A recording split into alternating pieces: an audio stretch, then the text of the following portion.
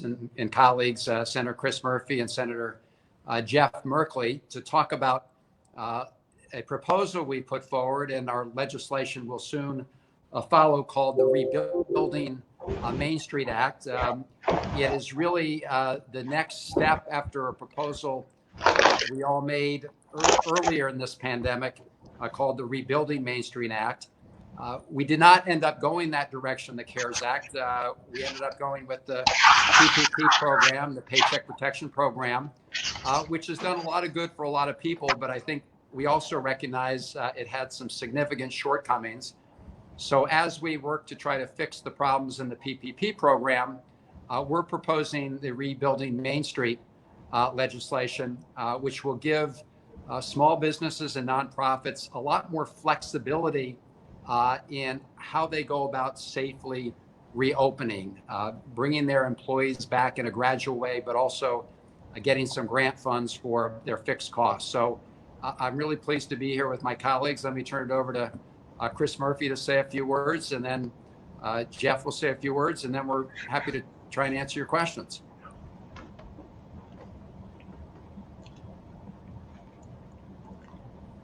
Chris, I think you're muted. Jeff, why don't you? I'll jump in there. Thanks. Someone tell Chris he's muted. Jeff, go ahead. Thanks so much, Chris, and I'm pleased to join my colleagues in talking about this, because the businesses back home, they're saying we're very confused about the PPP program because we really don't have any work to be done right now. So it's hard to just immediately rehire people full time. Can't there be a work share program? Can't we have more flexibility on how the funds can be used? And by the way, we really need the funds to reopen as the economy starts to reopen, and we have customers. So can you design it around that? And that's what this proposal really does. It builds on work share, so you can bring people back according to how much work you have to do, and then use the substantial grant to cover costs as you're working to reopen. So this really addresses the key concerns that small businesses have across Oregon. Chris, you want to add to that? I think Chris is still on mute. I don't know if anyone can send him a signal there to bring him back online. We're all working through these new technologies. But why don't we now open it up for your questions? So I'm going to read this question. I'll take a crack at it and turn it over to my colleagues. The question is, how does the Rebuilding Main Street Act help business open gradually and keep their workers safe? And as Jeff was just saying, this is designed to make sure that we calibrate the help for small businesses to the real world needs of small businesses. We know when we talk about, reopening, it's not like taking a light switch and going from on to off all at once. I have a lot of restaurants in Maryland, just like my colleagues have them in their states, and you're not going to have people flooding in the doors immediately. And so this is designed to work with the work share program, as Jeff said. 25 states already have those programs. Our proposal encourages and makes it easy for all of them to join. And that way the small business can share their costs with the unemployment system, bring back their employees. And if they participate in this, these hard-hit businesses will get an up to $300,000 grant to help with their fixed costs or to make changes that they may need to be made in their physical design to deal with safe distancing requirements. And I see Chris is now on the line. Welcome. Yes, I'm sorry about our technical difficulties here. Can you hear me okay? Yes, we can. Well, I would just say, as I'm looking at the question that's on the screen, and I'm not sure exactly what you covered while I was away, but in Connecticut, we're really trying to be as flexible as possible to allow businesses to reopen while continuing enough social distancing to make sure that we don't have a regression. So, for instance, in Connecticut, starting tomorrow, restaurants can open, but they can only open with outdoor seating. can't open with indoor seating. That means some restaurants aren't going to be able to reopen, but others, because we've loosened up our zoning rules, are going to be really creative about how they can get as many tables outside as possible. Some cities are shutting down portions of streets to allow for more tables out front. But even with all that creativity, you simply can't bring enough people into these restaurants with just outdoor seating over the course of the next few weeks in order to pay all your fixed costs and to be able to keep your employees. And so, as we're literally 24 hours away from reopening in Connecticut, this is what our businesses are thinking about. They want to reopen, they want to be flexible, but they still have this huge gap between the revenue that's going to come in with a partial reopening and their rent and their insurance and their lease payments. And so that's what this proposal is designed to do. And some people say, well, why don't you just lengthen the PPP program? Why don't you just allow that to go for a longer period of time? Well, PPP is really not designed to cover those fixed costs. And so that's why I think this really does scratch businesses exactly where they itch right now. Jeff, do you want to add to this? No, there's nothing I need to add to that. I think that covers it. Why don't you take the next one? Okay.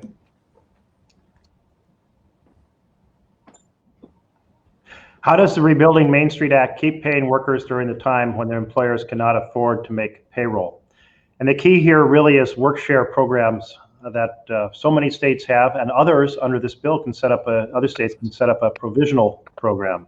So when you set up a work share program and have it approved, well, under the previous CARES Act, the federal government is picking up the costs for the state. So it's actually a great deal for the state rather than drawing out of their unemployment insurance fund.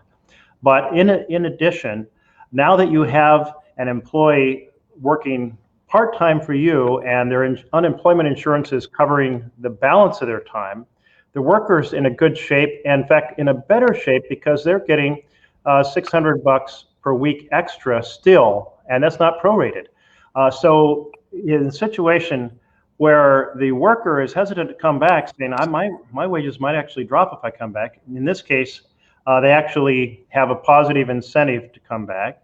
And the employer is made whole both by the work share program covering the time that is the balance of the unavailable work that you don't need someone full-time for. And in addition, they have the $300,000 grant that covers 50% of their costs in reopening physical costs of adjusting for coronavirus and fixed costs. So that makes it a good deal all the way around for these employers.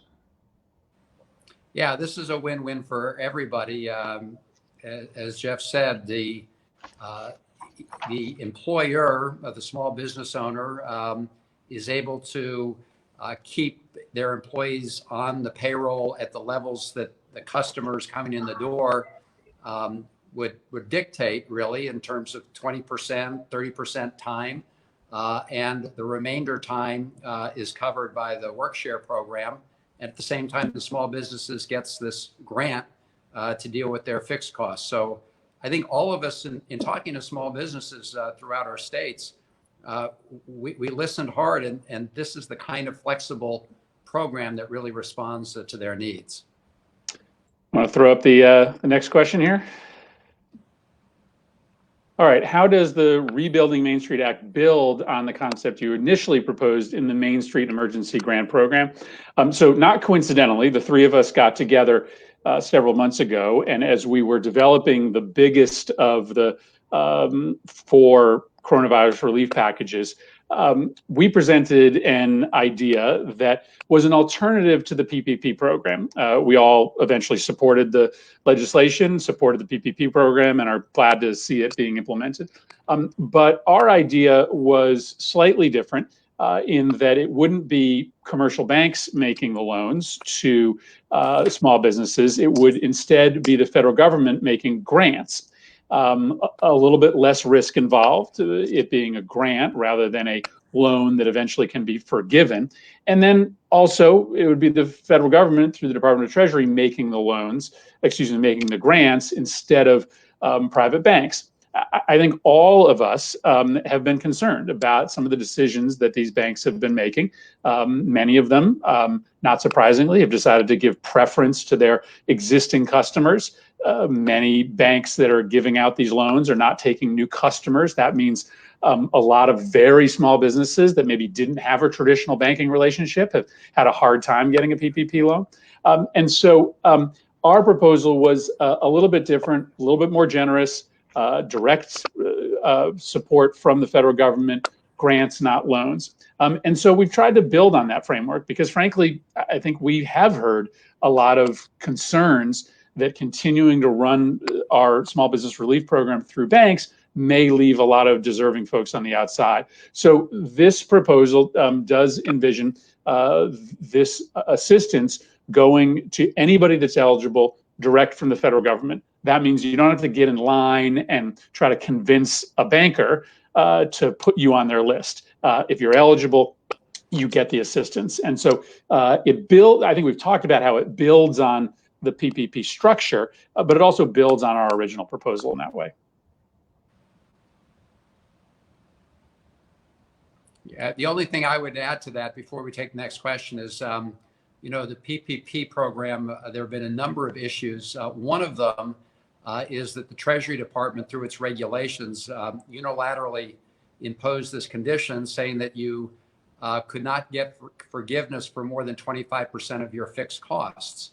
What we're saying here is that we're going to address that fundamental problem of small businesses that have a fixed cost that go beyond, you know, 25% of what they were getting through their PPP payments by providing that in the form of a grant and addressing the effort, making sure that employees can also come back and, as Senator Merkley said, get their unemployment insurance for the part of their job that they're no longer compensated for, plus the other $600 a week. Here's the next question. Work sharing prevents layoffs by encouraging employers to reduce hours for a set of their workforce, with workers getting partial unemployment insurance. Few participate. So how does this bill encourage more work sharing? Yeah, I'm glad somebody asked that question because our 3 states all participate in work sharing. And it's been a very successful program. And we believe that more employers in our state should participate, and more are as a result of the passage of the CARES Act and the unemployment insurance provisions that encourage work sharing. But this bill also will contain provisions making it very easy for governors by essentially application and executive order to sign up for work sharing programs during this period of time. And as Senator Merkley said, the underlying bill that we will build on and extend, the unemployment insurance provisions, have the federal government picking up the costs of the work share plus the additional $600 a week. So this is a very good bargain for states, for employees and employers.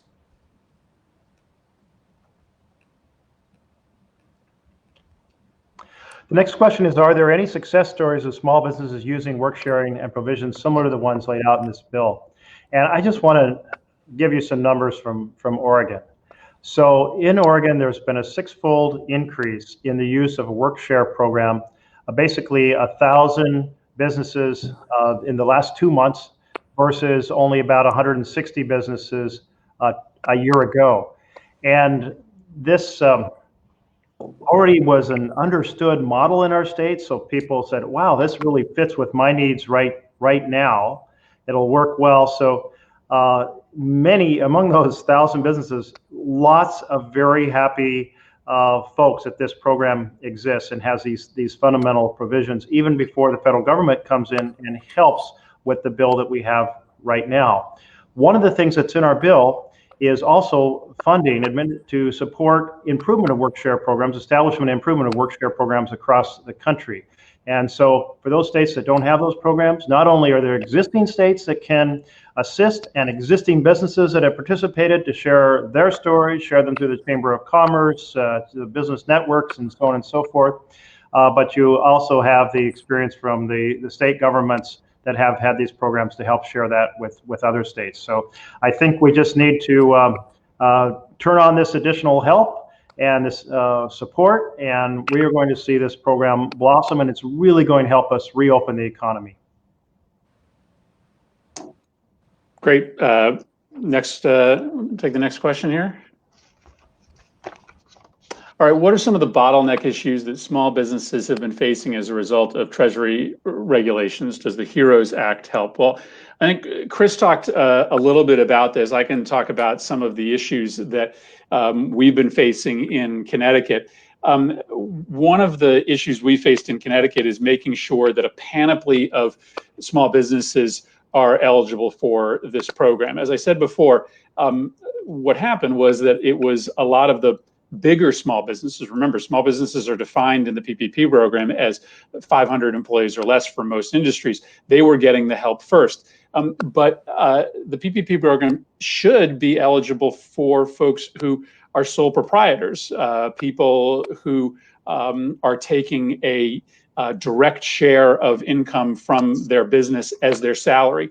And some of the difficulty we've had in Connecticut is that banks have been reluctant to advance PPP loans to sole proprietorships, to businesses where an individual may be just taking a share of the revenue as their salary. And so I think, once again, that's one of the reasons why we wanted to run this program directly through the federal government, because when you get these often vague Treasury regulations, what banks do is, if there's any ambiguity, they just steer clear of that business, because they don't ultimately want to be on the hook for a bad loan that they made. They don't want the SBA or the Treasury to come back and try to recoup that money. So by cutting the lending institutions out of this conduit, you're also reducing some of the risk calculations. And so I think that's one of the benefits of our original program and this proposal as well. Yeah, the only thing I would add to that is the conditions. You know, the conditions in PPP, we're all hearing from our small businesses, are very rigid. So, for example, you have to hit, get back to 100% of payroll by the end of the 60 days, by the end of June 30th, or you may risk your total forgiveness. This proposal doesn't have those rigid conditions. All it says is if you participate in the WorkShare program and you've been a business that's been hard hit, like many restaurants and others, you qualify. You don't have to make certifications of the same rigidity that you have to do in order to get forgiveness for the PPP program. One of the things I know I'm hearing is some of the folks who took out a PPP loan are not using it because they're not sure at the end of the day whether they're going to meet all the conditions for forgiveness. So this has a lot more flexibility. Why don't we take the next question? Next question is, how are you all protecting small businesses, particularly those in desperate need of capital, from predatory lending practices? We have seen a lot more of this. I mean, we always have to be on the lookout for predatory lenders, and all of us have pushed the Consumer Financial Protection Bureau to do their job, which they're not doing when it comes to price gouging and essentially loan shark type rates. A lot of these predatory lenders prey on people 365 days a year, but they're exploiting people even more while people have this cash flow squeeze. So in addition to, making sure that businesses have the option we're talking about here in the Rebuilding Main Street program, so they have that capital, so that they're not susceptible to people trying to prey on them and loan sharking. We've also proposed as part of the next step, at least the folks on the banking committee and my colleagues, applying the same protections to every American family that we apply to military families, which is we don't let people charge you more than a 36% interest rate. And that includes all the fees and bells and whistles that people try to tack onto that, because I think that every American family should get the same protections that we extend to our military families. We want to especially look out for them. And, you know, my view is while we're proposing this during the period of the pandemic, we should limit that kind of loan shark activity for, you know, every American all year round. So we're working to try and make sure that people get help through this program, but also apply other protections. I just really want to double down on what Chris Van Hollen has said. When you have a small business, if they're fortunate to have a home equity line, they might be able to borrow at a low interest rate, but many don't. And then it's the credit card, and that's a higher interest rate. But that can be easily maxed out, may not have a very high limit. And now you have businesses thinking, well, do we cover our immediate costs by turning to the payday loan industry with 300, 500% interest rates? And no American business, no individual, no family should ever be put in that position. It's just a vortex that pulls people into bankruptcy after exploiting them. And if our military says this is very damaging to military families, which it is, and we passed as a Congress legislation to protect military families, but shouldn't we protect all families in America? And right now, when people really need capital to try to keep going and meet their responsibilities, we want to make sure that they have a place to go that is going to help them thrive now and in the future, not take them into financial disaster.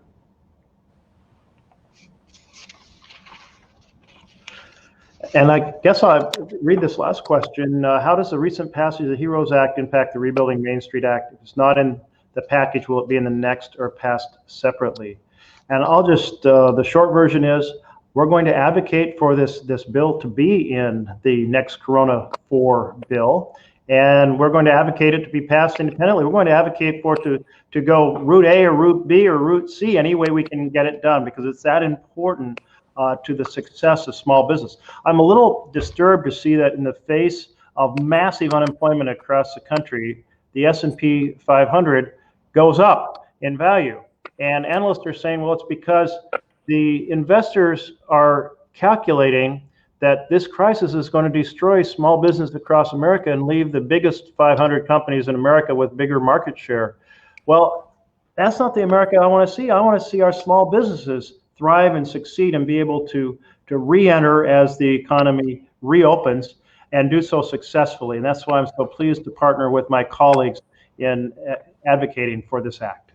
Well, Jeff, it's also, you know, the reason that the stock market is going up, you know, is probably hard to divine, but it is also because the Federal Reserve has, you know, essentially extended a lifeline to major investors who are able to borrow money for free. The Federal Reserve also has signaled they're going to be in the business of buying up all sorts of corporate bonds as well, which has been a lifeline to a lot of these big corporations. Boeing went out and sold a record amount of corporate debt in the middle of the worst of this pandemic. And so what we're talking about here is making sure that as we're extending trillions of dollars of relief to corporate America, that we are making sure that Main Street America is getting just a sliver, right? The amount of money we're talking here pales in comparison to the amount of money that the Fed is extending to others. We want to make sure that Main Street gets support too. And we want to make sure that we are recognizing that the needs of Main Street businesses, of small businesses, are going to change as we move through each step of this crisis. PPP might not have been perfect. The three of us would have written a different proposal, but it did speak to that moment in time where you wanted to be able to keep your employees employed and close to you so that you were ready to reopen as a family when it came time. Now that we're starting to reopen, we need a different kind of relief, but still one that's targeted to those Main Street businesses. And that's why I'm really proud to support this and agree, Jeff. We're going to try to, come hell or high water, get this proposal or something like it included into whatever comes before the Senate. Yeah, I just want to pick up on what Chris just said. Is we are very focused on the real economy, the real small business owners, mom and pop operations in our states, whereas the Federal Reserve has been providing huge benefits to some very big corporations. In the Senate Banking Committee, we had Chairman Powell today, and the Fed has done some good things, but they're also buying up junk bonds from some businesses that help their shareholders, but do nothing for the people who are really getting squeezed, both workers and small businesses. So we think this is an important initiative. It is totally consistent with the HEROES Act. I think the HEROES Act makes some important changes to the PPP program, but it doesn't replenish that at the same time. And this also provides a lot more flexibility, as we've been talking about. It's something that helps the workers, it helps the small businesses, the nonprofits, and it brings all those into alignment in a flexible way so people can reopen and do it safely in a calibrated way. And that's what this is about. And it's good to team up with Jeff and Chris. And we're going to fight very hard to get this done. And thank everybody who's been joining us today and all those groups that are supporting us, supporting this measure. Thanks for bringing us together on this, Chris. Thank you, Chris and Thank Chris. you. Take care.